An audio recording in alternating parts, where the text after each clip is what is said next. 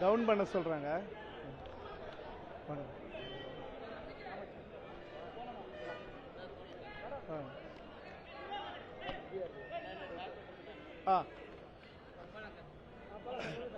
அனைவருக்கும் வணக்கம்.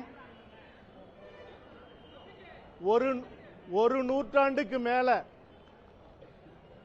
தன்னலமற்று எந்த விதமான சுயநலமும் இல்லாம இந்த மண்ணுக்காக இனத்துக்காக தன்னுடைய சிறு வயதிலேயே இந்திய ஒன்றியத்தின் சுதந்திர போராட்டத்தில் சமரசமற்ற தன்னுடைய பங்களிப்பை செலுத்தி அதுவும் ஒரு அமைதி வழியில போராடின இயக்கங்களோட இல்லாம ஆயுதம் தூக்கி போராடின ஐயா நல்லக்கண்ணு அந்த சுதந்திர போராட்டத்திலே சிறைபிடிக்கப்பட்டு அவர் அந்த இளைஞனாக இருக்கும் போதே அவருடைய முடிகளை அவருடைய மீசையை ஒவ்வொன்றாக பிடுங்கி அவருடைய நகங்களை விரல்களை சிதைச்சு அப்படி தன்னுடைய உயிரை பத்தி கூட கவலைப்படாத இந்த மண்ணின் சுதந்திரத்துக்காக போராட தொடங்கி அதன் பிறகு கம்யூனிஸ்ட் இயக்கங்கள்ல தன்னை முழுவதுமாக தன்னை அர்ப்பணித்து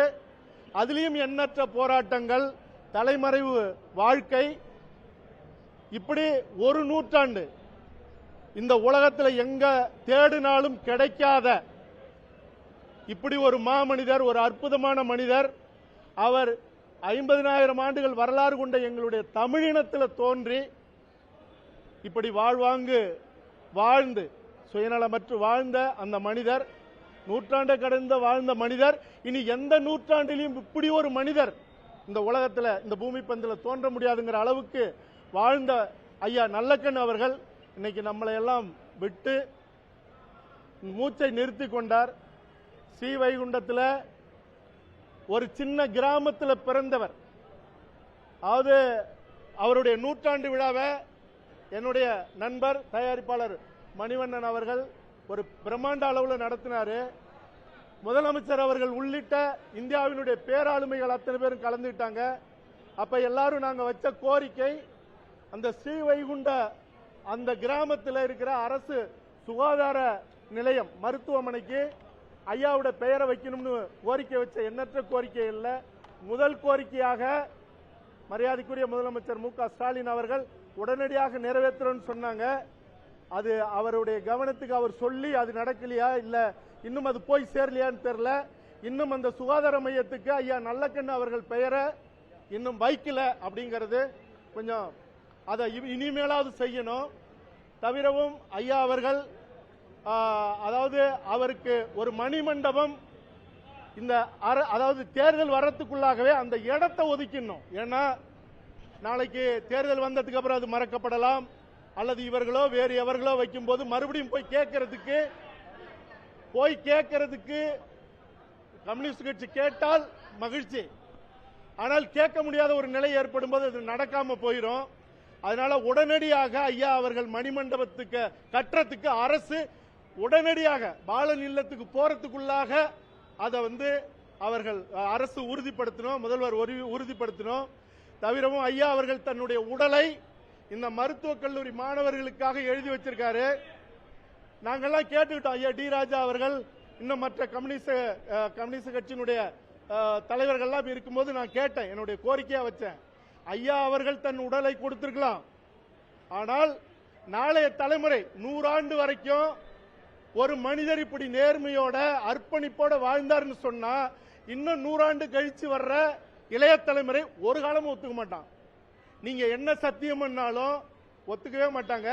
அதனால அந்த உடலை அவர் விருப்பப்பட்டிருந்தாலும் கூட நீங்க அந்த உடலை புதைச்சி அந்த இடத்துல மணிமண்டபம் கட்டி இன்னும் 1000 ஆண்டுகளுக்கு இப்படி ஒரு மனிதர் வாழ்ந்தாங்கிற ஒரு செய்தியை இந்த உலகத்துக்கு சொல்லணும்னு கேட்டுக்கிட்டோம்.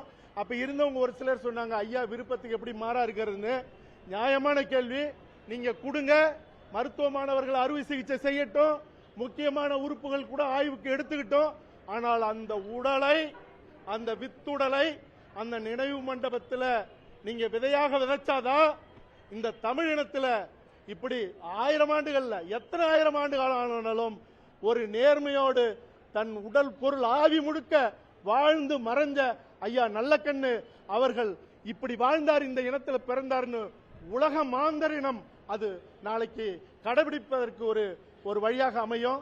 அதே போல நாங்க ஒரு கேமரா வாங்கி அவரு அமெரிக்கா போன போது அவர் ஒரு ஆவணப்படம் எடுக்கணும்னு மாசக்கணக்கில் போய் கெஞ்சினோம்.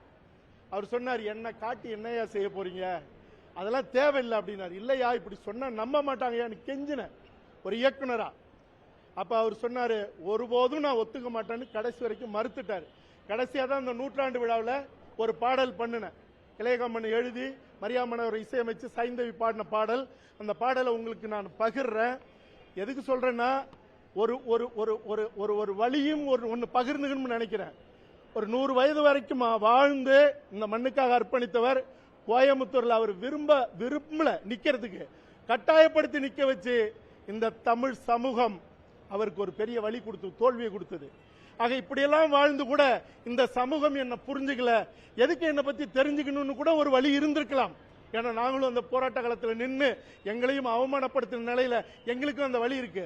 ஆனாலும் கூட தமிழக அரசு எல்லா நிலையிலும் பாடத்திட்டத்தில் ஐயா நல்லக்கண்ணு அவர்களை கொண்டு வரணும். அறுவை சிகிச்சை ஆய்வுக்கு பிறகு அந்த வித்துடலை புதைக்கணும். அந்த வைகுண்டம் அந்த ஊர்ல இருக்கிற சுகாதார நிலையத்துக்கு இன்னைக்குள்ள முதல்வர் அவர்கள் பெயர் வைப்பது மட்டுமல்ல, அது ஒரு சின்ன இடம், அந்த இடத்துல நிறைய இடங்கள் இருக்கு, பெரிய மருத்துவமனை கட்டணும்.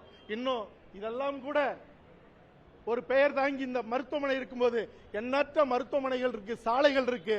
ஐயா நல்லக்கண்ணு அவர்கள் பெயரை எங்கெங்கெல்லாம் வைக்கணுமோ தமிழினமும் வைக்கணும், அரசும் வைக்கணும். அந்த புகழும் பெயரும் அடுத்த தலைமுறைக்கு பாடமாக இருக்கணும்னு இந்த நேரத்தில் என் சார்பிலையும் தமிழக இளைய தலைமுறை சார்பிலையும் என்னுடைய தமிழ் பேரரசு கட்சி சார்பிலையும் நான் கேட்டுக்கிறேன், உங்கள் சார்பிலையும் கேட்டுக்கிறேன். நன்றி.